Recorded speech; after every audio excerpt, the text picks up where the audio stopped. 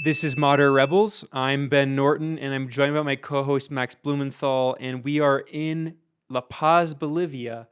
There has been a lot happening here. People who follow this show probably know that there was a landslide historic election on October 18th in which the MAS party, the Movement Toward Socialism party of the former President Evo Morales, just totally won in a massive landslide with more than 25% over the next candidate, Carlos Mesa, the neoliberal US-backed candidate. And the political fallout has been overwhelming. I mean, there's a lot we're going to talk about today.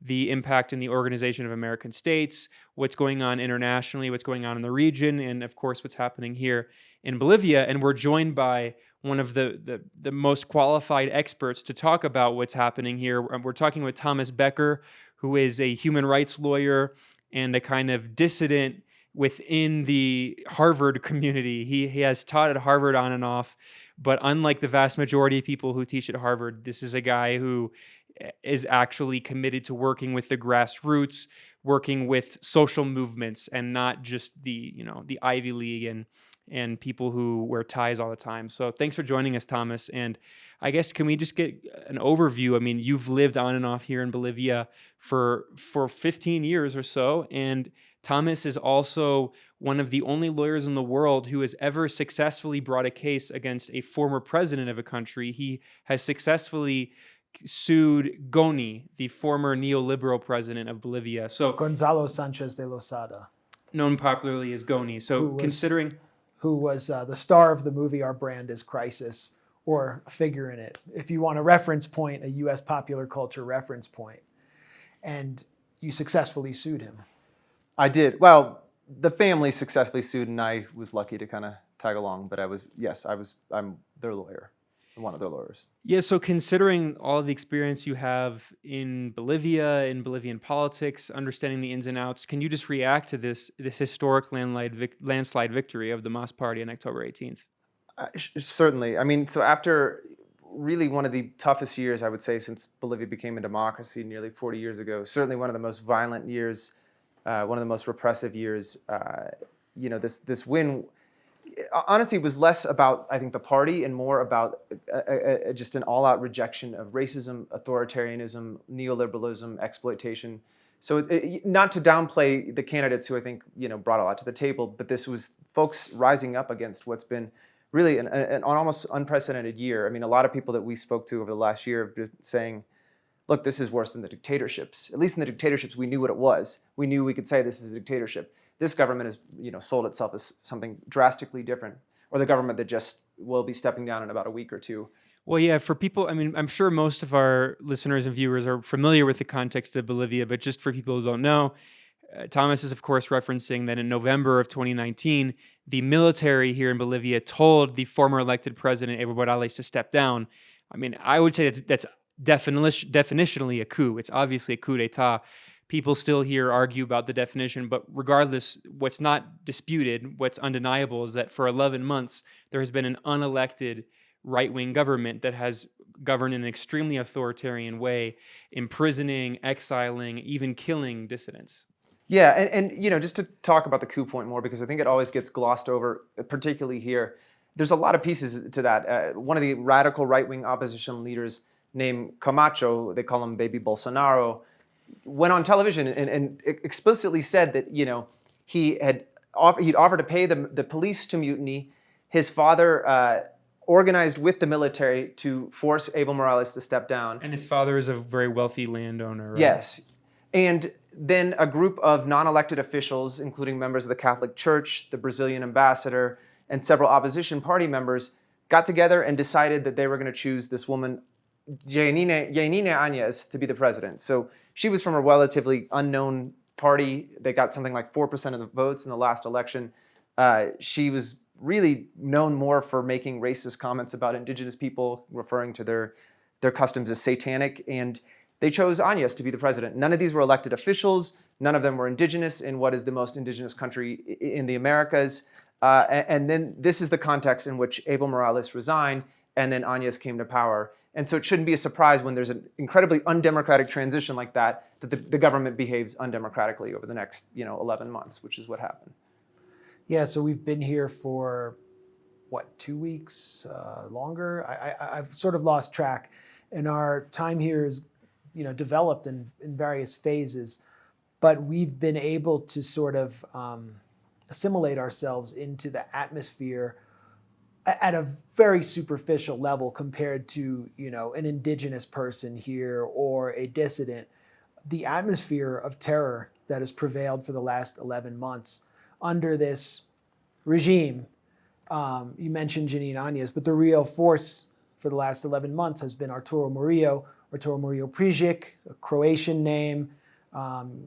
His family comes from Croatia. We don't know if they're Ustaša Nazi collaborators or what, but there is a strong Croatian undercurrent in this cabinet. I think 6 or 7 members are Croatian, 0 are of Croatian descent. No offense to Croatians, but there's a history there. Another member is named Branko Marinković, which is clearly a very Latin-sounding name, and his family also, the Evo government accused his family of being former Ustaša Nazis, but what's important about him is that he participated in a failed coup attempt in 2008 against Evo and fled the country. And where did he go? He spent some time in the U.S., and then he ended up in Bolsonaro's Brazil. So, I mean, the far right has its claws really deep in this coup regime. Right. And so Murillo is effectively the interior minister of government.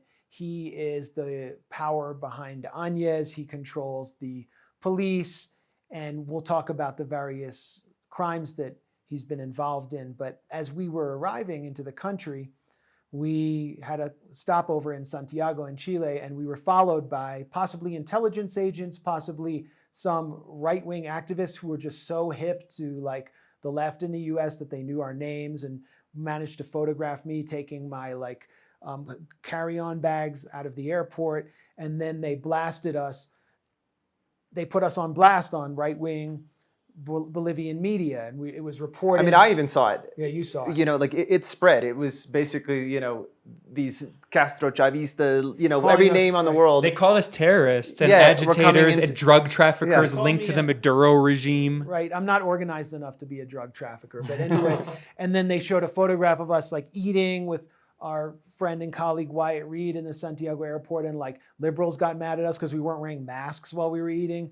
But I mean, when we came here, there was a feeling of we have to, well, first of all, we landed in Santa Cruz, which is the power base of Camacho and the right-wing forces. And when we got there, Camacho was having his big caravan rally before the election. Everyone was wearing white. They're getting, they're getting in the back of pickup trucks and getting ready to mobilize. And we're coming in there and realizing that we are a huge top target of these right-wing forces. And so we were like, what do we do? Should we? And we didn't hide. We went out and we had dinner, and we were surrounded by people with Camacho shirts on. And, I guess maybe having a mask on helps. But we felt it. We felt what it was like to be in what I had always learned about from those 1970 Costa Gavras movies about the dirty wars. I actually felt that. And obviously, it's a much more stark and urgent feeling for an indigenous person whose life means absolutely nothing compared to a white person from the US. You've been here for the last 11 months, at least off and on. You've interviewed dozens of survivors of the massacres. I mean, what has it been like here? I don't think even leftist Americans who knew there was a coup here, I don't think they understand what it was really like here and what really took place, especially in the immediate days after the coup. Yeah, I mean, exactly what you said. If they're going to target you guys, gringos, with all the privilege that comes with an American U.S. passport, yeah. And it happened to me over and over. I was attacked multiple times doing human rights investigations where they would say, human rights is terrorism, you are narco trafficker, Castro Chavista, terrorista. And honestly, using a lot of the discourse, I mean, a lot of times they would borrow the discourse of Murillo, who would say, foreigners are, terrorists. And then the next day they would use that sort of language against me. Well, Murillo had multiple press conferences and interviews in which he called not only us, but other international electoral observers here in the lead up to the election, rather. He called us agitators and said that we were here to He said crimes. he knows who we are and where we are. Yeah, This is like the enforcer of the whole country saying that to us. So not Well, a very and democratic other- approach to electoral observers. Well, and other international observers. There were observers from Spain. Well, they other- arrested- absolutely from yes. Argentina. Yeah, they blocked some from coming in. They arrested an Argentinian. I mean, it certainly, and this is the context. Again, all of us with all the privilege, me at an institution that has an overrated name, and a U.S. passport and all this stuff, and they attack me. So you can only imagine how they treat señoras de pollera, indigenous women or indigenous men, and it's been atrocious. I mean, I can start with the massacres that took place in Sacaba and Sencata. Áñez's first week alone, her government carried out 2 massacres. One in Sacaba, where 11 people were killed, 120 injured, at minimum. Those are the official numbers. We spoke to people. I was in Sacaba the day of the massacre. I spoke to people that were in hiding who had not gone and they didn't go to the hospital because they were worried that they would be disappeared, or that they would register their names and then come after them and their families later. 4 days later, they did the same thing in Sencata, which is right outside La Paz in El Alto. Another 11 killed, dozens injured. And the government passed a decree giving amnesty or immunity to the soldiers who carried out the killings. A very much illegal decree. And since then, those who've spoken out against that, those who've spoken out against the undemocratic transition, those who've criticized the government have been targeted in the way that we were, but exponentially worse. They've been thrown in jail, they've been tortured. I mean, I couldn't tell you how many. I mean, the human rights institutions that look into this stuff don't know how many people have been thrown into jail. They've tried to keep track, but it's just been over and over. And it's not like, you don't have to be directly critical of the government. If you're brown, if you're indigenous going through the wrong kind of upper class, lighter skinned neighborhood, they think, well, you must be with the Hamas or you must be a terrorist. Why are you here? They get thrown in jail and many have been tortured. I interviewed a person in jail, a young man. He and his brother who was mentally disabled and I think about 15 years old, were walking through the wrong neighborhood. A bunch of undercover police in civilian clothes picked them up, arrested them, made them call their sister to bring down their IDs, then arrested their sister. All 3 of them were brought to jail. They were tortured. She was sexually assaulted, electrocuted. I mean, this is, like you said, it's like a 70s dictatorship movie. Like the behavior is so extreme and it's just kind of, everyone's missed it. You know what I mean? And like the international community has not caught on. Little by little, it's happened. But overall, like, this government's gotten away with so much behavior that is just like, again, really unprecedented since Bolivia became a democracy nearly 40 years ago. Well, let's talk about Sencata and Sacaba. You took us to Sencata, was it yesterday? Or I lose track. Yeah, we've been running 2 around days so much. ago? I think it was 2 days ago, 2 right? days ago, yeah. So basically, we are in central La Paz. La Paz is like a bowl, and it has mountains on both sides. And then you have southern La Paz, which is where the wealthier, opposition-oriented, whiter people live. And then you go up to El Alto, and that's the indigenous area. And going up there, you take the teleférico. Well, and for people who don't know, El Alto is the higher area, so it's higher up in the mountains. I mean, as the name suggests. And you go up in basically a cable car, and you feel like it's like the mother of all ski lifts. And if you've never been on one, it's absolutely The terrifying. teleférico, it's called. I think it's the best way to travel, and you just keep going up and up and up, and then you really feel like you're in the clouds, and you're transported to almost a completely different city, which is flat, but it's overlooking the bowl deep below, and you see the downtown, the commercial center. For people who are listening, I'll throw. You can go to YouTube and see the video. I'll throw some B-roll of the teleférico. Right, and so we get there. We take a cab to Sencata. There's this giant gas plant, and this is where one of the first massacres took place. And it was also a center of protest and resistance to this coup regime. And you have interviewed basically all the survivors. You've been interviewing them since practically day one. What happened there? Why was there a massacre there? And what do the survivors say? Well, so people were protesting for many reasons. Some wanted Evo Morales back. Many were critical of Áñez taking power. El Alto is very diverse. It's certainly one of the most, maybe the most indigenous city on the planet. I mean, it's virtually almost exclusively indigenous people that live there. But they have diverse views. Many were pro-Evo, some were not. But it's like the entire city almost went out when Áñez took power. And following the Sacaba killings only a few days before, people went out to protest the attacks on indigenous women in Cochabamba, there's a group of, I would say, the Bolivian Proud Boys, the motoqueros, that would go around and quite literally just beat up indigenous people, carry out race crimes or hate crimes, sorry. And so people were protesting the attacks on indigenous people, the burning of the Huipala flag, the indigenous flag, by members of the government or the police, and then the killings in Sacaba. And so they set up these vigils outside the plant. This is a historic place that people, it's basically on the main road through El Alto, south. It's basically a highway. And so strategically, people have protested there for decades. They also do it because it's the plant, and they protest outside the plant. Just to give a little historical context, indigenous people for a lot of years couldn't vote. And so the way they had their voice heard is they would mobilize, they would protest in a way I've never seen. I mean, I've been really fortunate to work in dozens and dozens of countries all over the world. I've never seen where, if some miner in Potosí is exploited, the entire city in La Paz will shut down. And so people protest. This is part of like the daily culture here. And people set up protests all throughout El Alto. And one of the spots was Sencata, near this gas plant. And the military, Áñez sent the military in, and to move the people protesting, they shot them. That's simple. Without warning, there was no, hey, we need you to move. They just started shooting, according to dozens of witnesses we spoke to. But it was so racialized. There are so many testimonies of people saying, they're yelling in anti-indigenous statements as they're shooting them. They're throwing gas into people's homes so they get out of their homes. Then the military goes in and climbs to the roofs and uses it to shoot at people. And like I said, in Sencata, there were dozens injured, 11 killed. And on the side of the state, there was 0 police or 0 soldiers killed or injured. So it was such a clear, that's a super red flag, those of us who work in human rights, when there are 0 casualties on one side and dozens on the other. Just like in Sacaba, 0 casualties on one side and 130 plus on the other.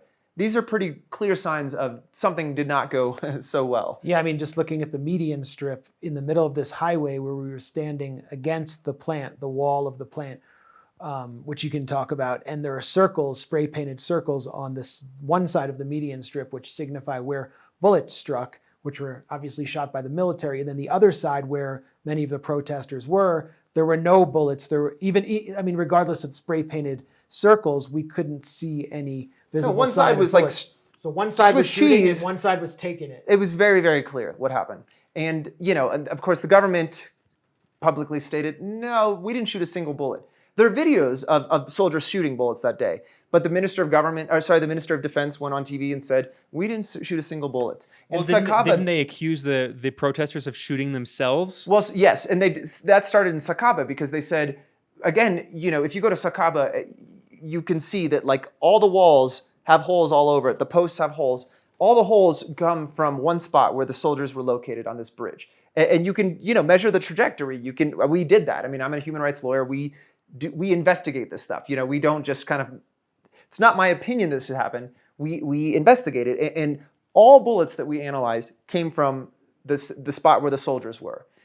Yet the government's response was, it didn't look too good when every single casualty was on one side and every single bullet looked like it came from there. So their response is, well, they must have shot each other. They shot each other to make the MAS party look bad. So they blamed the MAS and the protesters. And their strategy, according to the government, was it's easier for me just to like shoot my friend next to me to make them look bad, rather than the soldiers or anyone in front of them. The police found no weapons on the people that day. But yet that's kind of been the dominant narrative for most of the last almost year now. Because, and this kind of skips to like the repressive nature of this government, it's not just using violence against people. The pressure against arresting people who've spoken out against them, going after journalists, shutting down indigenous stations. In Bolivia, the indigenous stations are incredibly important here. They shut down 53 stations, I believe, in the first month or so. And this is how most people, particularly in the rural areas, get their news. They shut them down. Not in Spanish. Not in Spanish. In Aymara and Quechua. Sometimes they'll transmit in Spanish, but generally it's indigenous languages. And so they targeted journalists. So journalists got scared to speak out. If they did, they got charged with sedition. They got charged with terrorism. If you had WhatsApp groups where you were saying this government, what happened in Sacaba or Sencata was a massacre, that's enough to be charged with digital terrorism. It's wild. Well, and it's very important that we note that all of the independent media was immediately shut down, because if you're here in the country and you watch state TV or even private TV, all of the channels are constant propaganda, constant incitement, fake news. I mean, it's truly Orwellian. On the eve of the election, we were watching all of this coverage, which is about how the Mas Party is evil, they're terrorists, they're linked to Venezuela. Well, it was actually about us. Well, and us too, yeah. It was about the international. We were international electoral observers who were certified to come into the country and observe the elections by the government that we call a coup regime. I don't know what the pressures were behind the scenes, but they agreed to do that, and then we got incited against, along with the Spanish delegation that represented mostly the Podemos party, Social Democratic Party. Then the Argentinians. Argentina has given sanctuary to Evo Morales. It has 2 million mostly pro-Mas Bolivians living there. And so there was this hostility on the media, and they were just saying, they're paid by Maduro, they're paid by Cuba to be here, just like inciting against people who... It'd be wonderful to get a paycheck for the work we do. Yeah, I mean, I don't know how they'd get around the sanctions to get it to us, considering like Telesur employees can't even get paid. But this was like the dominant mood that we were hearing and seeing on all of the channels, inciting against internationals who were just election observers. I mean, and you can imagine if that had happened in Venezuela, Ken Roth would have just been like having a conniption fit. Like the State Department would have been thundering down condemnations like, Zeus. It would have been just like an absolute destruction of Venezuela's image in the international media. And there was nothing said about this.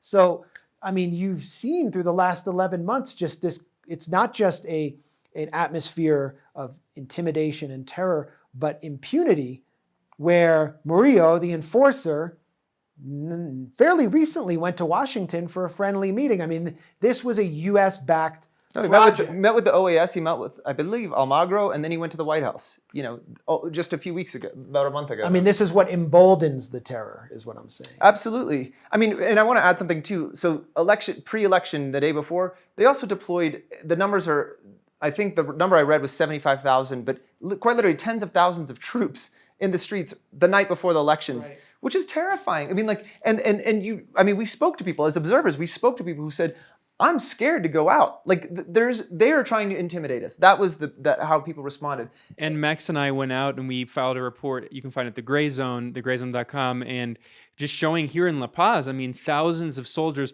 heavily armed. And there's video of them with machine guns on the back on these big armored vehicles. Why do you need machine guns? It's an election. We shot the video and we went out there and nobody was out. There was like very few people except members of our insane delegation. Like Alina Duarte got too close to Murillo. And anyway, I mean, it wasn't just that there were soldiers in the street. Basically, the whole streets were cleared out. It was a curfew hours before the election began.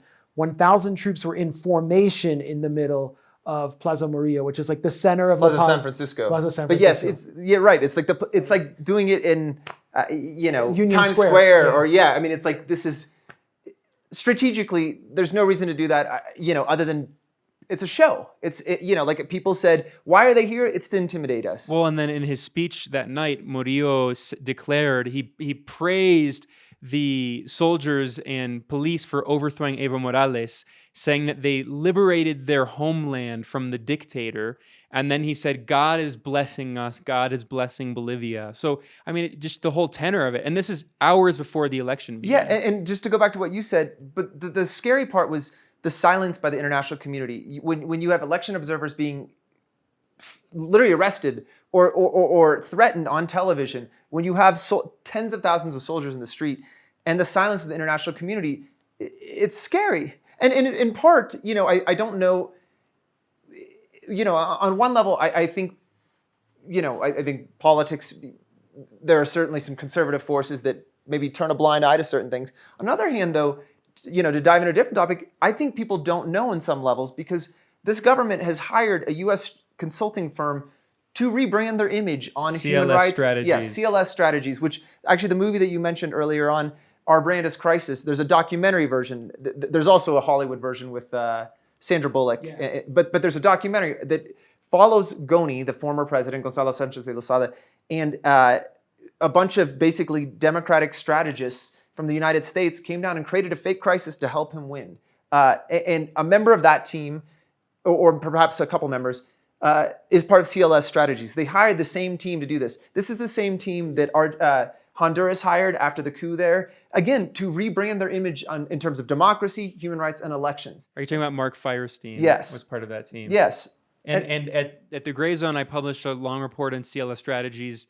As Thomas mentioned, I mean, this firm, which by the way is a few blocks from the White House. I mean, this is a firm it's not an independent private PR company. It's very closely linked to the government and actually more the Democratic Party than the Republicans. But I mean, it has people from both sides, mostly the neoconservative forces. A former spokesperson for Marco Rubio works there. The former head of Latin American policy for the Barack Obama administration, Mark Firestein, works there. A host of other people. And who are their clients? You mentioned the Honduran coup regime. Also, the most notorious Colombian leader, Uribe, who is closely linked to death squads and drug trafficking. CLS Strategies also worked for Enrique Peña Nieto in Mexico right after he allegedly won the election that was likely stolen, and actually some Colombian hackers who are now in prison came out publicly in a massive Bloomberg blockbuster story. They acknowledged that they had hacked the Mexican election. Talk about foreign election meddling. But so these are the people that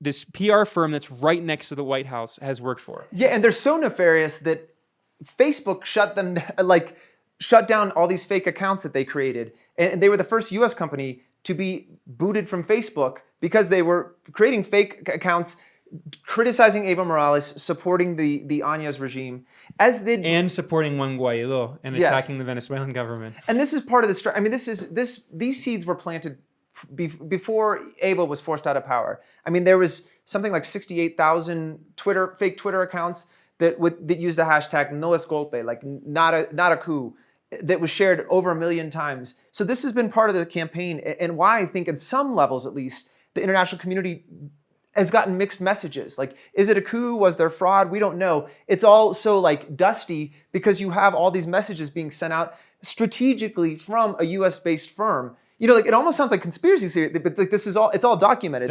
There's no gray area. This is black and white. They've had to disclose that they did this. The language from them is, they've explicitly said that this is what they're doing. It also depends what you mean by international community, because the thing is, a lot of the so-called international community supported the coup. I mean, the Organization of American States being the key institutional player. So do you want to talk about the OAS?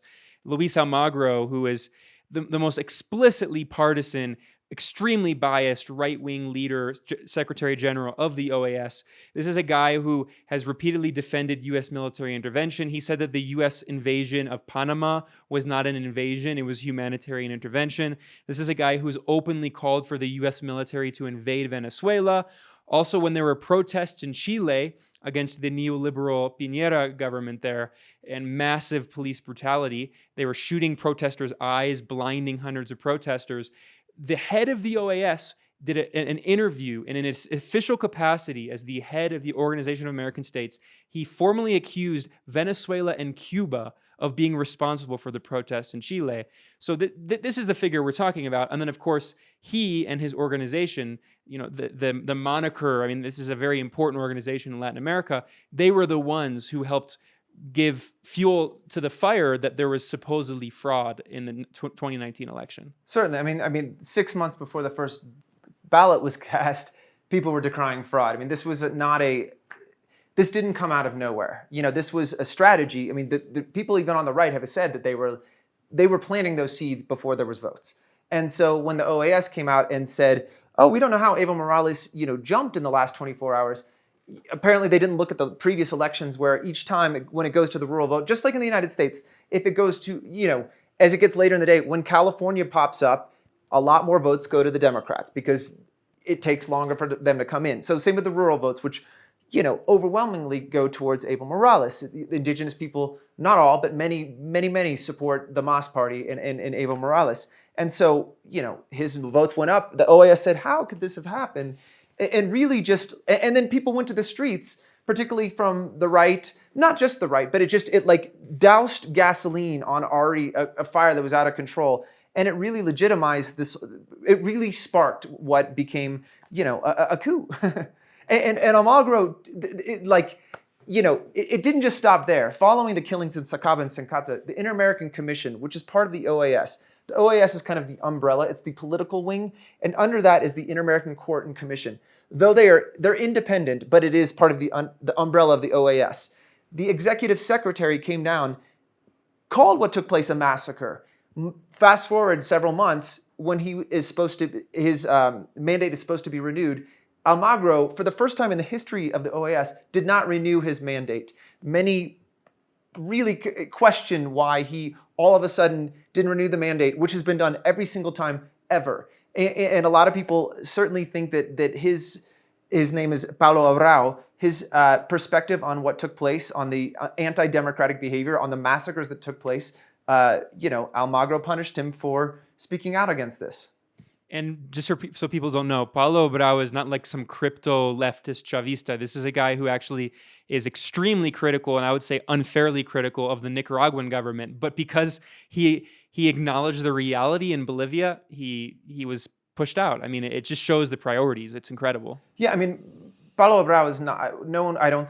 He's not a flaming leftist or a Castro Chavista like the right likes to say here. He's an incredibly smart, capable human rights attorney that does a lot of really good work, but his mandate was not renewed, and so a lot of people in the human rights community think, they like to say it's Almagro's second coup that he's carried out this year. Yeah, and the results of this election just further reaffirmed the fact that the OAS and Almagro specifically are the real perpetrators of fraud, are the real liars, because here you had districts or precincts where Evo Morales won in 2019, and in this election, he won, his MAS party won by even more in a very free and fair process, which we observed, which no one serious disputes.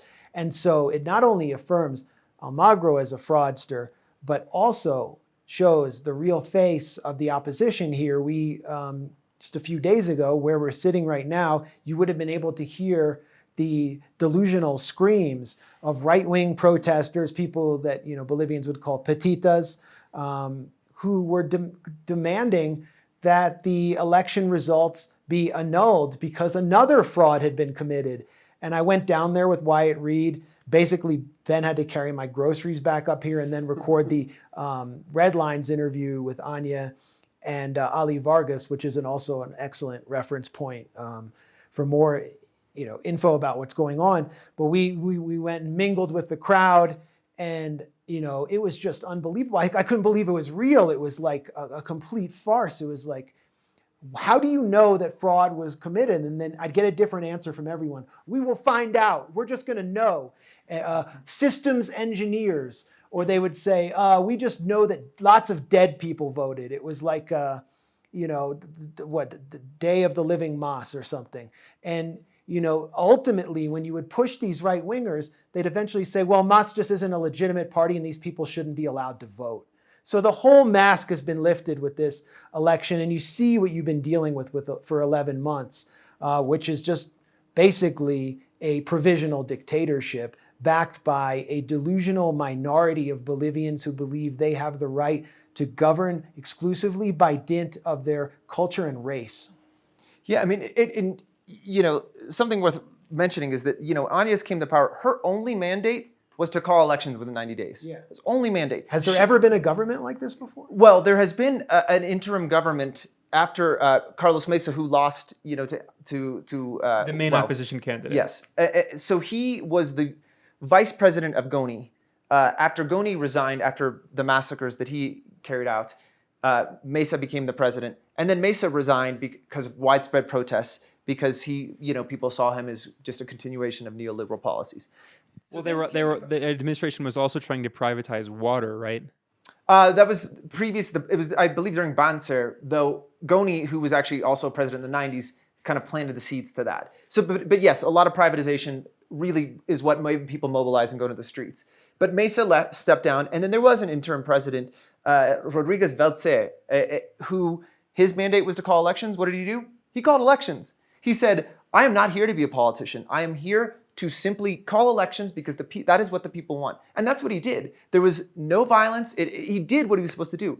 Anyus took power, did not call elections within 90 days, instead started from day one, besides putting aside the massive human rights abuse, started enacting these right-wing policies that didn't represent the will of the people. Kicked out Venezuelans, kicked out Cubans, opened up relations with the U.S. and Israel. Started privatizing. Polleras, right? She tried to ban not indigenous Anyus. clothing. So it was her Minister of Foreign Relations, I believe, enacted a new dress code which did not allow people to wear indigenous clothing. Which was eventually, people rose up on this, and so they did withdraw that. But again, they started enacting policies. This is not their role, but all these far right-wing policies, talking about privatizing the communications department, the airports, the airline, the airline company. So this is not what an interim government does. But that's never, this is what we know, is that's not what they were about. This was not a democratic transition. They weren't just here to be a placeholder, which is what they were supposed to do. They went on, 13, 14 years of Evo Morales rule, and now the right had a chance to kind of get back. And so they went crazy. And we talked to so many people who said they're collecting us like trophies. And they just started arresting those who spoke out against them, those who were Moss politicians, but beyond that, the babysitter of a minister, the personal lawyer of Evo Morales, the personal assistant, the guy that literally I interviewed him when he got thrown in jail. His job is to call and get haircuts for Evo Morales or pick up his laundry. You know what I mean? His personal assistant.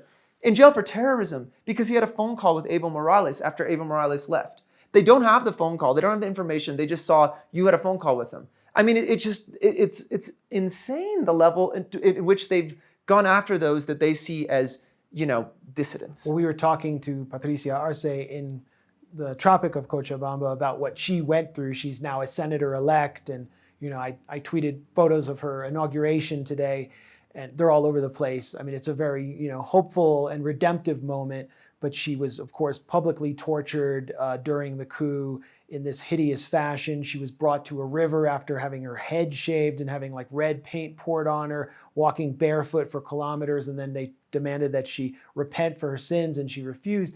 But one of the most disturbing details of what she told us was that they took her son and put him in a home for juvenile. They put him in juvie. They put him in juvenile hall, and it's targeting the families of people. Well, and what was the accusation? The accusation was that they violated the quarantine, and it was a crime against health. So they were using the pandemic as a form of persecution.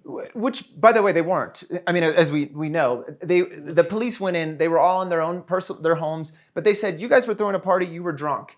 They tested them, but Patricia had zero alcohol.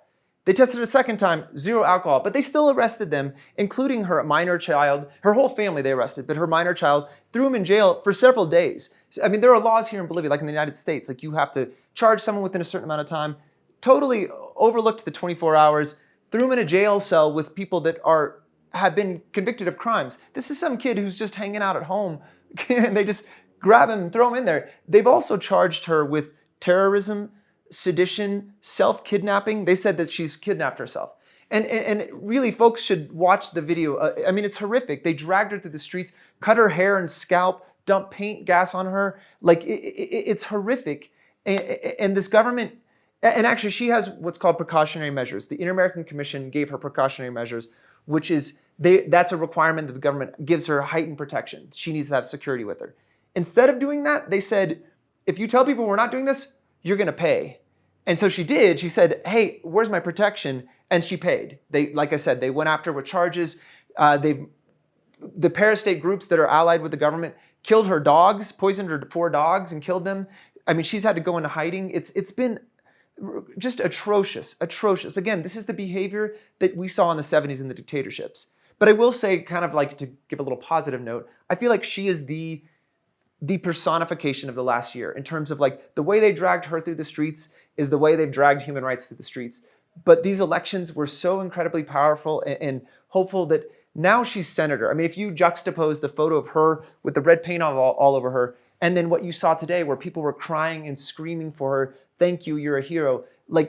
It's such a beautiful moment. These elections were so important. Again, it wasn't necessarily an election for a candidate. It was an election against repression, against authoritarianism, against racism. And I think she really signifies where we were a year ago and where we are now.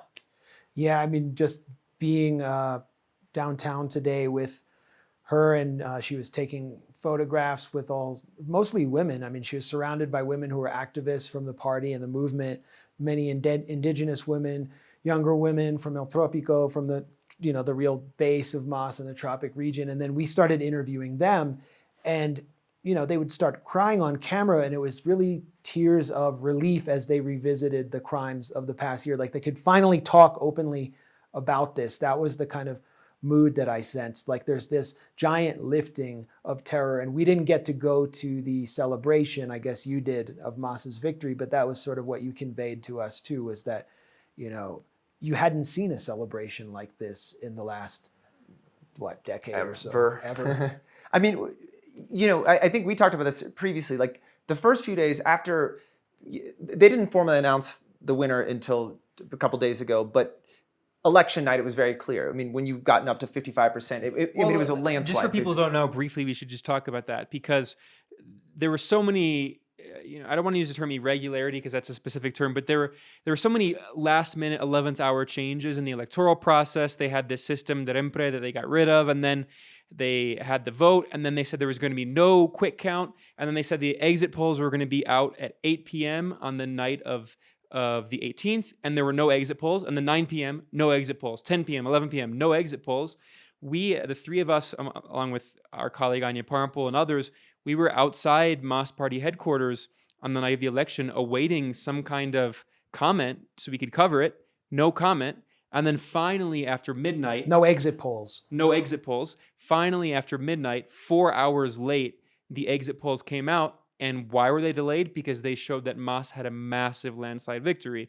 So that was the beginning, but then that led to the narrative that there could be another fraud, that somehow the MAS won with over 20%. And we had to wait 5 more days, until we finally had the official results. And now it's indisputable. The coup regime itself, its own electoral authorities, including the Supreme Electoral Tribunal, which is led by Salvador Romero, who is very closely linked to Carlos Mesa. This is a member of the right-wing opposition. He and his institution and the transitional government have all acknowledged, Áñez acknowledged, Murillo acknowledged, Almagro acknowledged, everyone acknowledged that the MAS not only won, they won by 25%. It's absolutely incredible. Yeah, I mean, they virtually doubled. They had twice as much as the second candidate. I mean, to go back to what you were talking about the relief, it was interesting that night because, it was this major win. And I think any other time in the States, if Biden wins, you're going to see Democrats, with kazoos and screaming. If Trump does, same thing. It wasn't that. It was people crying. It was people hugging each other, relieved. It was, I talked to Patricia that night, and she said, I can breathe. My family can go home. I can live a normal life. We felt relieved. We were like preparing for bloodshed afterwards, and Murillo was like, we're going to, we know where you are and we know who you are. Yeah. So we felt that too. Well, he also said we're going to imprison or deport anyone who causes trouble. So we're like, well, I guess we're here for a minute. But so, I mean, and that's been the vibe, and it was for days. I was expecting celebrations in the street, and it wasn't until this last weekend at this part, celebration where people did celebrate, because I think there was this what's going to happen? Is there going to be another coup? Is there going to be violence? Also, again, people, they were so, you couldn't celebrate when it was like this cloud was lifted, and it was just more like, let me just chill out. Let me breathe for a little while. Let me relax, because it was so repressive for so long. And that was the vibe until this weekend, which still, again, was this celebratory relief, but it wasn't like, you see, I've been to several different parties, left, right. I mean, I've been around in Bolivia and seen when people celebrate, campaign celebrations. It wasn't that. It was this celebration of a return to democracy. It was a different vibe. It wasn't like, go party, go MAS, or go whoever. It was like, we can be Bolivians again. I can just do normal things with my family or pass through a neighborhood, and I won't get picked up because they think I'm indigenous and therefore support the MAS and am seditious or a terrorist or whatever. Yeah. And for you, I mean, you've been, I mean, obviously we've established that none of us would face the same consequences that a native Bolivian taking on this regime has faced or would have faced, but you are well known here. You get a lot of media, and you're known as someone who has made life complicated for the right-wing opposition. So, I mean, you've been targeted over the years and today.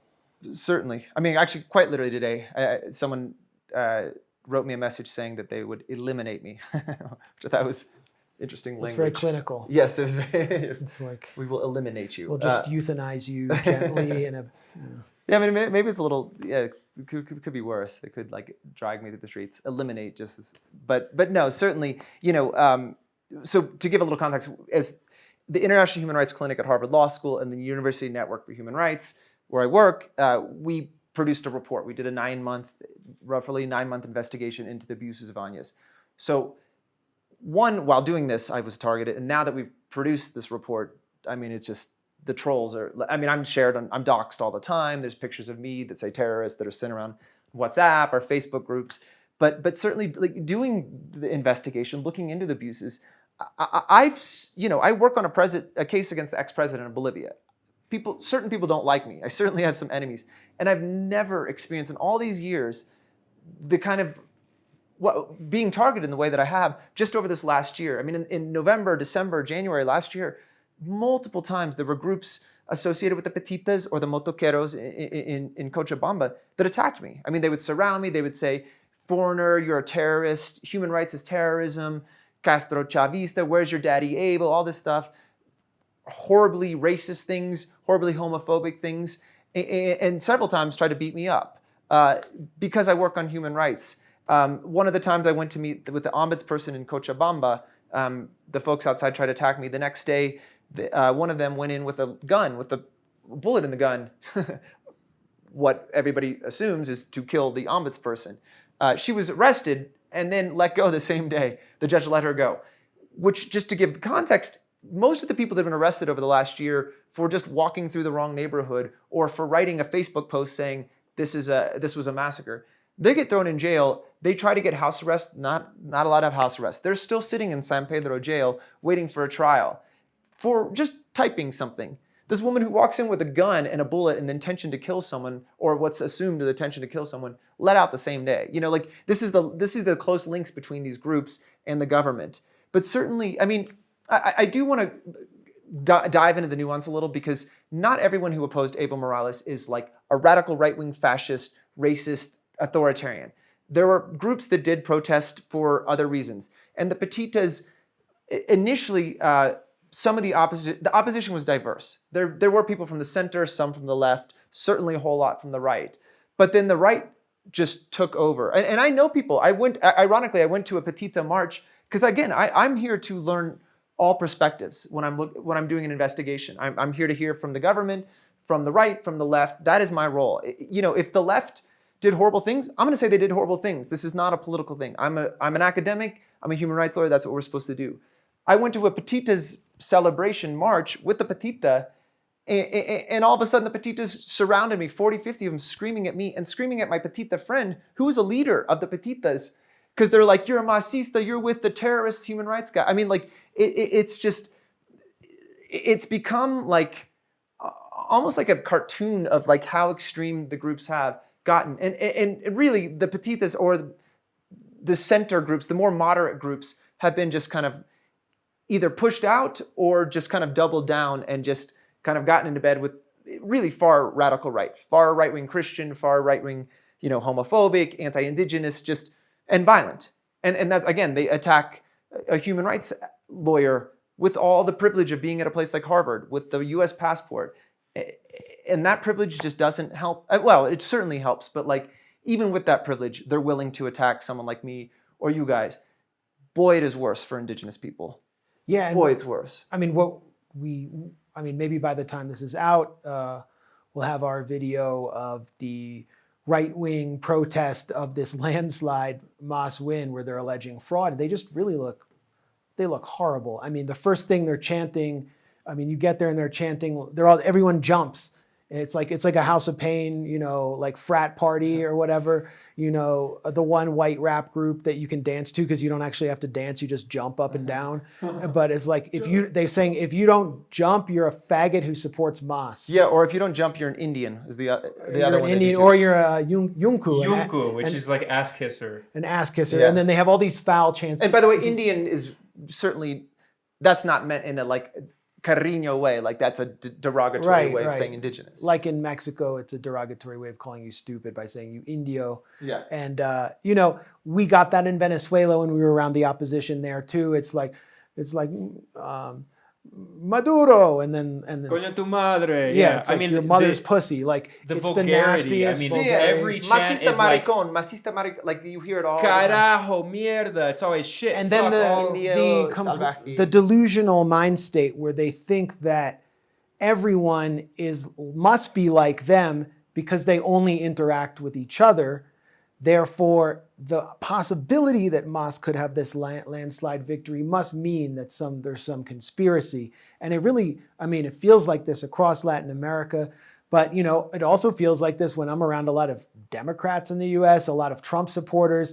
I mean, where does this, and then the incitement and targeting of you, I mean, we were briefly targeted, but for us, it felt like it just went through WhatsApp. It just felt like a social media phenomenon, and that everyone's getting their news through social media, and the mob mentality builds, and anyone who tries to attempt some light critique gets pushed out. That's why like candidates like Carlos Mesa are like from the past. You know, you can't have some kind of centrist social liberal candidate who will do what the IMF wants because of this right-wing groundswell. You've got to have a Bolsonaro character. But I mean, where do you think it's I mean, you have more experience here. Where's this mentality coming from? Well, I mean, what's interesting, so like you'll see, you know, there's many videos on YouTube of where people are like going to Trump rallies and making fun of them and they are saying just ridiculous stuff, like totally off the charts stuff. But the difference here is like, I feel like those videos are certainly targeting folks who have not had the luxuries that we've had in terms of education. These are highly educated, very wealthy people who have had all the opportunities in the world to have a critical analysis of stuff. And yet they're out there saying, no, there was fraud. It doesn't matter. There's no proof. There's no fraud. I mean, like the conspiracy theory stuff, you're right. They just sounds ridiculous. But boy, they should know better. I mean, they went to the best schools in the country. They've had all the privilege in the world to form a critical, nuanced opinion. And it's like, no, the indigenous person won, or the party that has represented indigenous people for the last 14 years? Nah, it's fraud. It's got to be fraud. And they're, literally the conspiracies are like, the quasi-socialist candidate has now gotten in bed with the far right-wing anti-indigenous candidate to commit fraud. I mean, it's just like bizarre. It's bizarre because they can't just accept that over half the population supported a party that for the last, I lived here before Evo Morales. There are certainly critiques of Evo Morales. No president is perfect.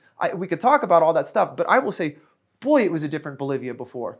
I mean, I would go to coffee shops and people whose skin was almost as light as mine would be sitting there, and then an indigenous person would come in and they would say, what's this fucking Indian doing in here? I mean, I lived in South Africa in the late 90s. I'm very aware of like racism in a gross way that I saw in South Africa. It was worse here when I arrived. I mean, people were overtly racist. You can still see on the streets like Indio de mierda spray painted on walls and stuff like that. People are incredibly racist. And when Evo came to power, that dynamic changed in a lot of ways. 14 of his first 16 ministers were indigenous.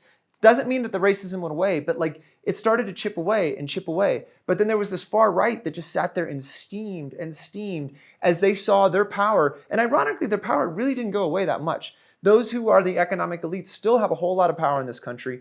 And frankly, the economy did well for the poor, the middle class, and the upper class over the last 13, 14 years. But it's the idea of these people over here, the indigenous people who basically the Spanish have ruled since they came centuries ago, now finally being in power. And boy, they were angry. And it shows with all the vengeance, the way Murillo has gone after people, the way that he's referred to them as animals, savages. He said all Mas party members are animals, rapists, or get naked in airports. I'm not sure what that means, except for 5. He said there's maybe a few, maybe 5 that aren't like that.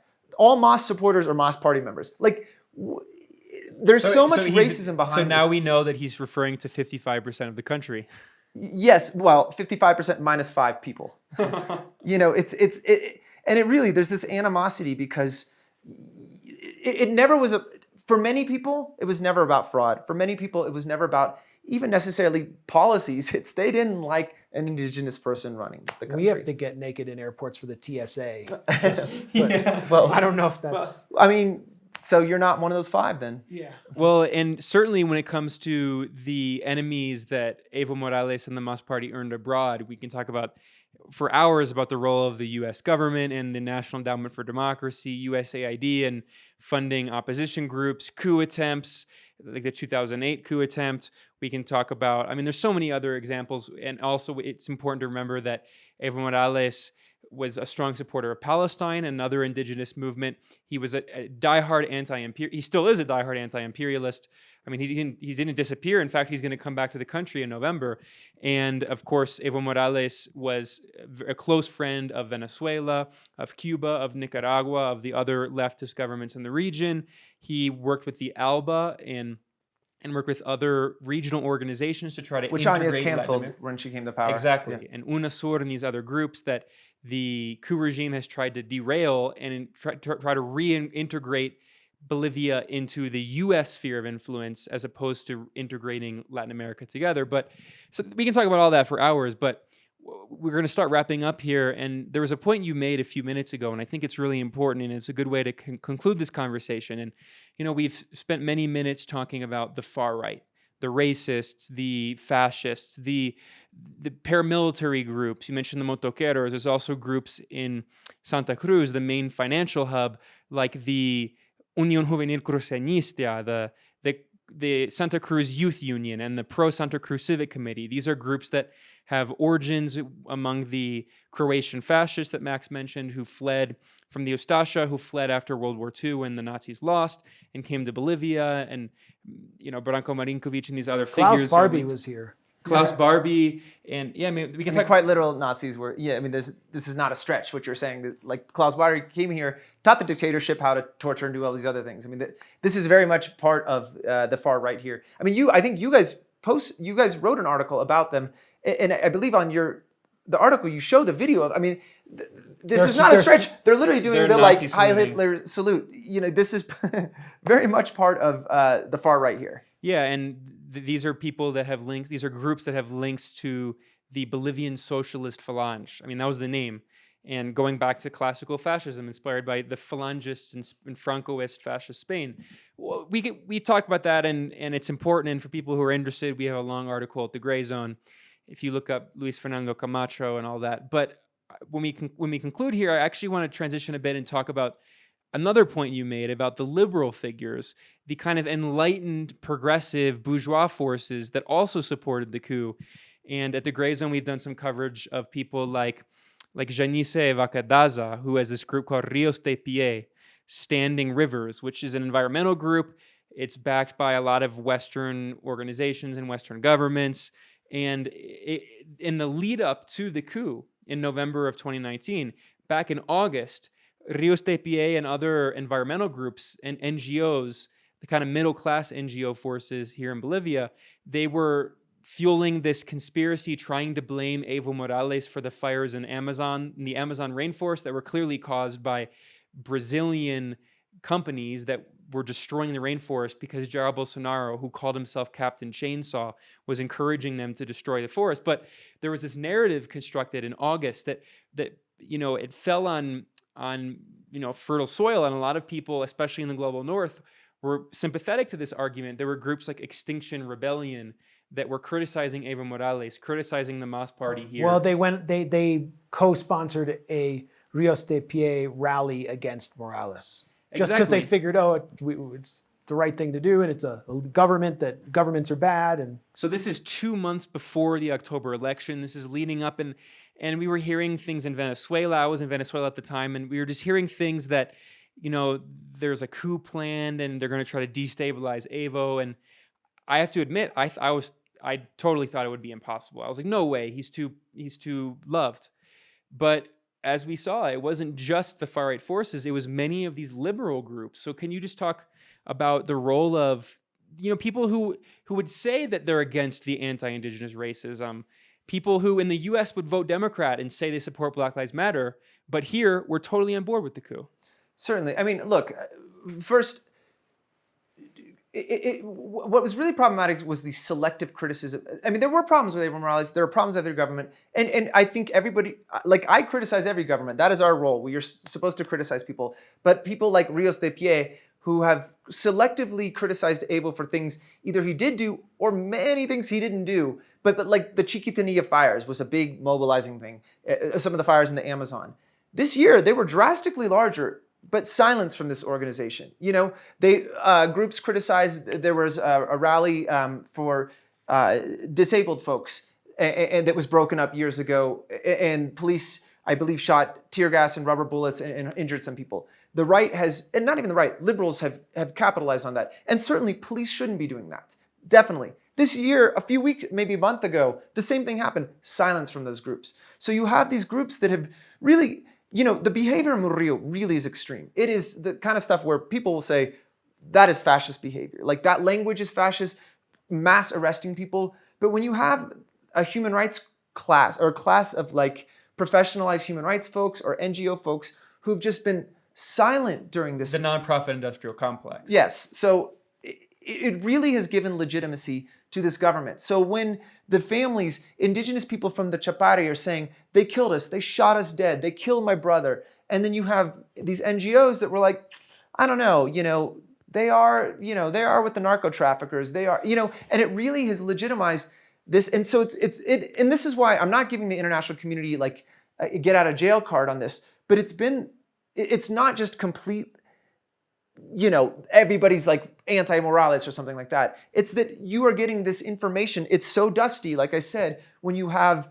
they've hired CLS strategies to rebrand themselves. And then you have this professionalized class that really, I think at the end of the day, a lot of them are doubling down. I think they were critical of Evo Morales, some of them liberals or moderately progressives that didn't like certain policies, and I think some who certainly had legitimate critiques, but they got in bed with the far right, hand in hand in rallies with people who are overtly racist, who are overtly fat, like don't believe that indigenous people should vote.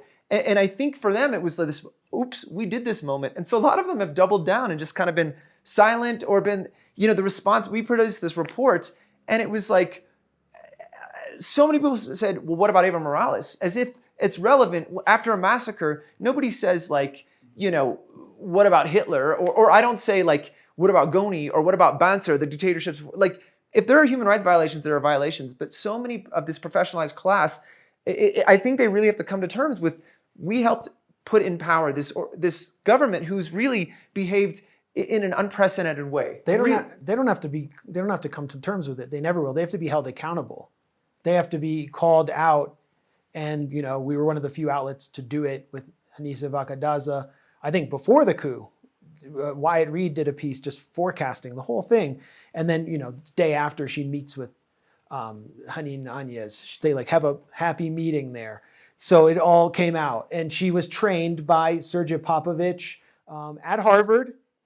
Sergej Popovich, the founder of Otpor, which then became Canvas, which was backed by the CIA, National Endowment for Democracy, which trained Generation 2007 in Venezuela, which Juan Guaido was part of, the first kind of youth anti-Chavez generation. They have cadres all over the globe. So we know who they are. We know what they're about. And then we have our own experience with them in the United States. They somehow always come out of academia. They're always, I don't know how you like go through like this reverse soul-sucking process to hire you get into grad school. But all of these academics were like the instant that the coup took place, they all came on Twitter in like this weird chorus and said, respect the agency of the Bolivian people. And we always say, yeah, let's talk about the agency. Let's talk about the Central Intelligence Agency. Let's talk about the US Agency for International Development. But they want to talk about the agency of, and it's the Bolivian people are this minority of coup plotters, just like the Syrian people are the people only in Idlib. But They also would say it's complicated. That was their favorite thing. It's complicated because you don't have a degree. You're not credentialed and peer reviewed like we are. You're not an anthropologist. We're cultural anthropologists. You're a journalist. You don't know anything. And then it stymies a lot of people who aren't as experienced with these narratives as us, and it suppresses dissent and opposition to these coups where people are tortured in the street for their race and their political views, and it forced everyone, I think, to turn away, which led to us being one of the few outlets to really challenge the coup head on, whereas a lot of the other progressive outlets that are celebrating the Mas victory and saying, yeah, victory for socialism, they're like the ones who always, they like all have socialism tattooed on themselves. They're just like, as a socialist, you know. Well, as a democratic socialist, they always qualify it as a democratic. I just feel like the more people say they're a socialist, the less they behave that way. But they're like celebrating it, but there's no accountability for the moments after the coup. And I really think, you know, just to basically, I'm venting, you know, this is very therapeutic for me, but I'm building on your point, which is that there is this kind of educated middle class elite that has played a decisive role in legitimizing what took place here, and they need to be held accountable. Absolutely. I mean, trust me, I need to vent because I've spent a year, like a year of my friends in jail. You know what I mean? A year of families I know crying because their loved ones are gone. They're going to be, you know, we have Todos Santos in a few days, and they are going to have to mourn their loved ones who were shot. And then these quasi-liberals who were like silent about it or hyper obsessed with Evo Morales. And again, I'm not saying you should criticize everyone, but to hyper criticize one person while unprecedented abuses are happening on the other side and just being silent is like, it's shocking. And I think part of this is, I think there's like kind of two groups. I think there are these quasi self-declared progressives who maybe like to put indigenous art on the wall, but really don't like the idea of an indigenous person ruling them or being in power. I think that's part of it. But I do think that the right has picked up on, you can't have a Pinochet style coup anymore. There's this like 21st century coup. And I think people have realized a lot of ways you can do this is use human rights discourse, use discourse of democracy to undermine. Gene Sharp is the king of this. I mean, there's a really good essay on Gene Sharp that calls him the neoliberal Gandhi, which, I mean, Gandhi had his own issues, but I think it's a pretty good description. And he kind of mapped out the soft coup. And Hugo Chavez himself gave a speech. By Marcy Smith, if you're watching and you want to read it. But yeah, by Marcy Smith. And Gene Sharp has this whole manual for, I mean, Gene Sharp, who has many links to the National Endowment for Democracy and the U.S. government, the Albert Einstein Institute, which also is linked to the NED. They created a blueprint, which is how to have a color revolution. And Hugo Chavez has a speech saying that this is exactly the kind of soft coup that they want to use against me and all the other progressive countries. And it's exactly what they did with lawfare against the Workers' Party in Brazil to impeach Dilma Rousseff and imprison Lula da Silva. It's exactly what they've done against Rafael Correa from Ecuador. It's exactly what they did to the left across the region. And here, it's another great example of, I mean, of course, they had the more Pinochet-style moment, but it was in the larger context of the new 21st century soft coup. These are your colleagues, though. These are like people in your world who are doing this. I mean, you've known Ken Roth. We just call him Regime Change Roth, the like president for life of Human Rights Watch. He's been in power. Supreme leader of Human Rights Watch. He's been in power at Human Rights Watch, which longer than Lukashenko, and it probably has a bigger budget than Belarus's GDP. I don't know. But you're around these people who weaponize human rights in order to advance imperial or colonial policies that aim to change this entire system of countries to comport with or to be more amenable to the Western oligarchy. That's how I see their work. I mean, how does that affect your work or your view of the human rights field? Well, it's really upsetting in the sense that, you know, folks that pretend to be apolitical have this very certainly political viewpoint, neoliberal viewpoint, and push kind of U.S. global North capitalist policies through human rights discourse. But again, I think that there are separate groups. There are the like human rights people who have a neoliberal perspective and use human rights discourse. And then there are like the far right who are just like radically anti-human rights because I do believe like the Ken Roths or like I do believe that in their paradigm, that is what they see human rights. Of course, they don't listen to the global South a lot of times and who say, these are the rights we need or whatever, even if you want to use rights discourse or not. But like, it's a very colonialist approach to human rights. They see it as a tactic for exporting liberalism Yes. across the Well, world. but Thomas, you don't understand. Evo Morales was a strong man, as to quote Ken Roth. I mean, let's not forget this is a guy who helped whitewash the coup. Well, but I mean, this is the thing is like, it's the selective, like it's criticizing Bolivia, but then ignoring like Uribe abuses where you're like, why is one more important than the other? Why is the fires under Evo Morales horrible, but the ones that are happening this year, which are much bigger, no big deal. It's selectively doing this. And so I think there's that pernicious kind of like faux human rights approach that really has legitimized this government. But then again, there's the far right who've just used this discourse works. Again, you can't, though we did see military in the streets, when Áñez took over, she's not Pinochet. She's not like the racist character of like a Latin American bad guy twirling his mustache on top of like a tank, which I think liberals wouldn't be okay with that most of the time. And was it The Economist that had their cover with Janine Áñez and it said, Poder es femenino, power is feminine. That was The Economist, right? I can't remember. It was Forbes. Yeah, it was Forbes. Incredible. Yeah. And that works because, again, they've sold something very different. That's not a coup. Look at this woman. She's advancing human rights. Ironically, it was January, I believe, 22nd, which is Plurinational State Day in Bolivia. Last year, they militarized the streets in the same way you saw it. I believe more. I mean, it was they were everywhere. And I ran into some students that were putting up a plaque, like a 21F plaque in front of the electoral board. A 21F was like the part of the Petita movement, and I was talking to them, and I just mentioned nicely, like we were talking about like, what do you think about all this tanks in the street and the military everywhere, and this young woman, and it was sad. She was a really nice. I mean, we talked for a while. She said, "Oh no, Áñez is doing it because she's combating femicide. She sent the military out to stop femicides." With tanks. I'm going to end femicide with tanks in the streets. But I mean, again, it's just like, boy, they've sold that. And again, what we would see is like authoritarianism. No, she's out there fighting human rights. I mean, the year before, I guess it would be that same year, 2019, I produced a report with the International Human Rights Clinic at Harvard on femicide in Bolivia. It's an issue that I know about. Certainly you don't address femicide with, tens of thousands of soldiers and tanks. We use drones at wedding parties in the US, so that's one way to handle femicide or people you don't like. It's more smart and sensitive. They're smart bombs. They only kill the groom. We'll see if the US military realized if it kills all the women, there's no more femicide. That's also, stands to reason. She get the Nobel Prize for that. Yeah. So this is, it feels like an upside down world. A lot of liberals in the US are like, oh, we're all going to be rounded up if Trump wins. But this is the real shit.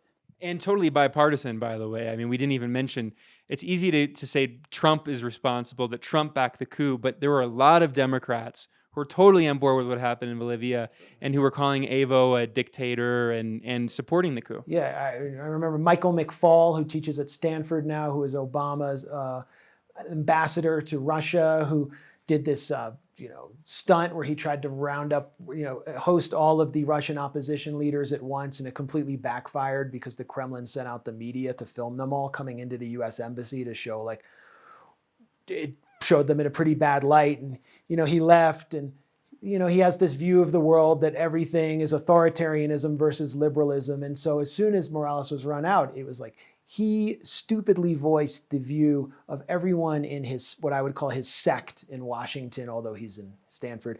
Evo Morales has left. Excellent. That was his tweet. And then, we tried to explain to him and Ben, of course, used completely moderate terms. Non-hyperbolic language. I never would do that. And he deleted his tweet and instantly felt shame, but many other people didn't feel shame. And then, the massacres began to take place. And then people kind of clammed up because it was just getting so ugly. But the US continued to host, Murillo and Áñez and so on. But now we're at a point where Murillo and Áñez are on the defensive, to put it lightly. I mean, they're probably looking for an exit strategy here. And I'm looking for an exit strategy to this discussion. Basically, as someone who's, been on the front lines of human rights law and holding officials accountable for crimes, what is the likelihood that they will be held accountable, and what needs to take place here for that to happen? So law is boring, so I won't dive into all the legal elements that are necessary. But I will say that when you send the military in to massacre folks, you're probably Breaking a few laws. Breaking a couple laws. And let's just pretend that they didn't do this. So through command responsibility, the government, so the president, the defense minister, the minister of the interior who's in charge of the police, they have a responsibility to hold accountable those who did it. They have a responsibility to stop people if they do it. And they have a responsibility to investigate and punish. They've done nothing over the last year. They've hidden all the information. I mean, they won't actually disclose information to people trying to bring cases, the prosecutors here. So, boy, it doesn't look good for them, to put it lightly. Whether there can be a trial here, I mean, I think certainly with the Moss government, there's way more opportunity for trial. But, in the way that Goni fled to the United States, these folks can flee to different countries and avoid justice. And there are international institutions where you can bring cases. But, there are certainly hurdles, and it depends where they hide to. If Murillo goes and hangs out with Bolsonaro, he'll be okay for a little while probably. Maybe, who knows if Bolsonaro will stick around, but for a little while he'll be okay. So I'm sincerely hope the families get justice, and I'm certainly working with them, and a lot of us are working so the families can get justice. I think compared to something like the Goni case that I worked on, that's the only case ever in the United States against a living ex-president for human rights violations.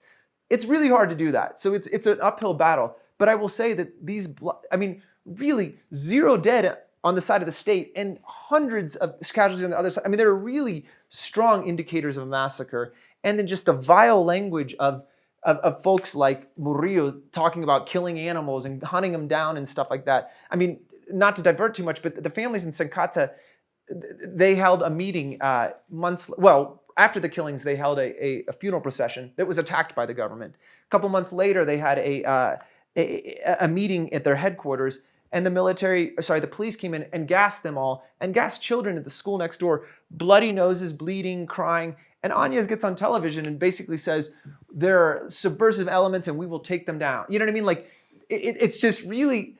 Boy, and Goni didn't behave like this on this level. You know what I mean? And he was found responsible. And his entire military high command, I worked on a trial here, they were all put in jail for genocide. And they behaved a little more refined, we'll say, than this government. So I think there is certainly, as a human rights lawyer, I can tell you, there is certainly a whole lot of really damning proof that they were behind some very big human rights violations. Well, I'll say, just closing, I'm taking bets for what country you all think that Murillo's going to flee to. We'll take bets from our viewers and listeners too. I've heard maybe Colombia is where he's going to try to retire and escape justice. But I mean, in all seriousness, we'll see. One positive note is that now that the Movement Toward Socialism Party has a majority in the National Assembly, they are trying to press charges against these ministers who are responsible for so much death and suffering. Yeah, let's end this on a good note, because so today in the newspaper there was a commission, an independent commission, a congressional commission, where they looked into the abuses, and they found. And today is October 27th. Yes, unfortunately, way longer, much later. But they found that widespread abuses and want to bring a trial of responsibilities here in Bolivia. So that's a good sign. And I will say that the other, again, I'm trying to end this on a high note because we've talked about so many depressing things. Bolivia's social movements are so incredibly strong and incredibly powerful that they will hold them accountable. They will push this government to bring a trial like this. If he escapes to Colombia, they'll follow him to Colombia. Just like the families followed him from Black October in 2003, they followed Goni to the United States. And they are like, boy, I've never seen anything like it in terms of organizing, and they're creative. I mean, just to talk about the Goni case, we were blocked in the Supreme Court. It wasn't moving forward. Congress wasn't moving forward.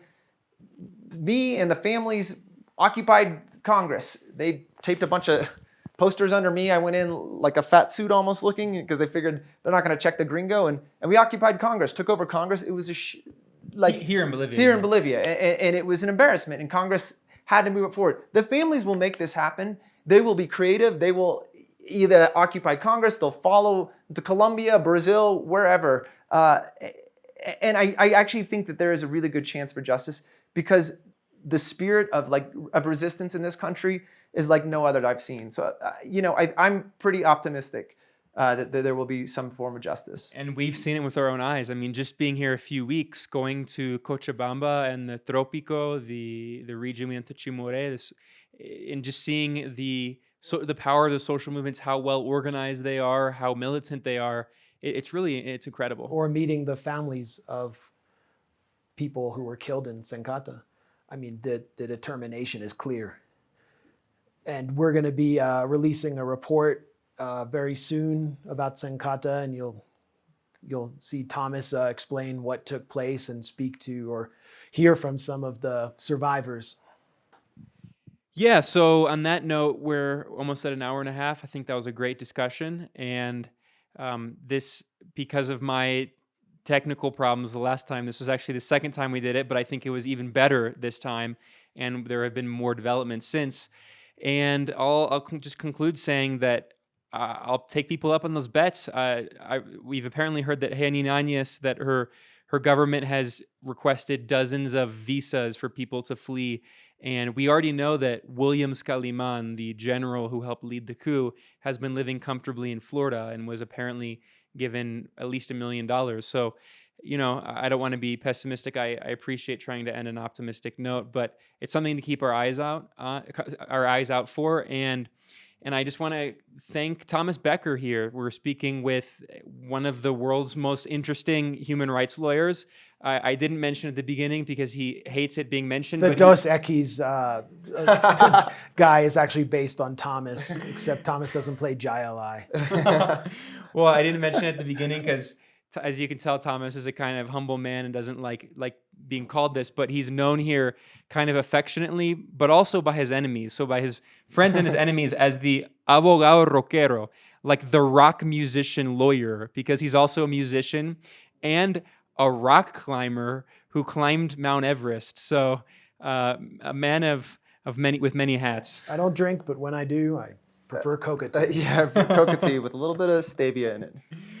So that we were speaking with Thomas Becker, and of course you can follow the work that Max and I have been doing, and our colleague Anya Parampil here in Bolivia. We've been doing a lot of reports, and we're going to have more at thegrayzone.com. And for people who want to support this kind of work that we do, we self-fund these trips, and we're paying out of pocket. So if you want to help support this on-the-ground journalism, you can go to Patreon and go to our account at patreon.com/moderaterebels, and any support really means a lot. So thanks. And I guess on that note, do you have anything else you want to plug or add? Get them some money so he can get some proper audio equipment, so we don't have to do another 2-hour interview. Yeah, and you don't have a SoundCloud account to plug? No SoundCloud account to plug. Your band was called Beautiful Bodies. We were called Backstreet Boys. We put out a record or two. You may have heard of us, so we'll just leave it at that. On that note, bye. Oh, that's NSYNC. Damn it. Isn't bye NSYNC? That could have been a clever This should have ended a while ago. See ya.